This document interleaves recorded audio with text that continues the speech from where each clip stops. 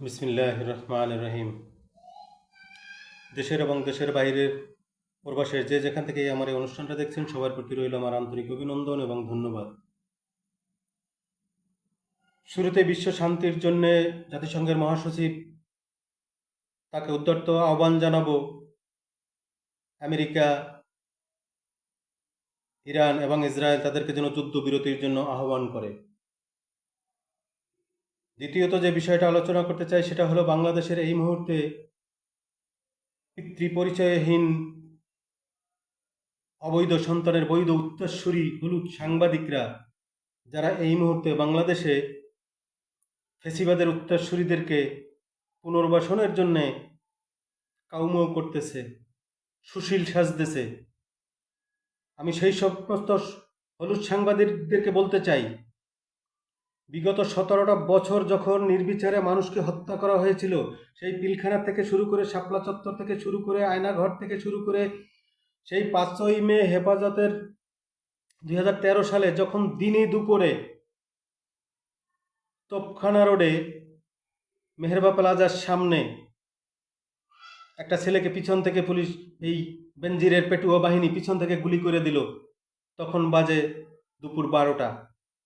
তখন এই হলুদ সাংবাদিকেরা, এই অবৈধ সন্তানের বৈধ উত্তরসূরিরা তখন ইকবাল সোবহানের সাথে, শ্যামল দত্তর সাথে প্রেস ক্লাবে তারা বিরিয়ানি খাচ্ছেন আর আনন্দ ফুর্তি করতেছেন, অথচ নির্বিচারে সেই বেনজিরের পেটুয়া বাহিনী সেই দুপুর 12টা থেকে নির্বিচারে মানুষকে হত্যা করে।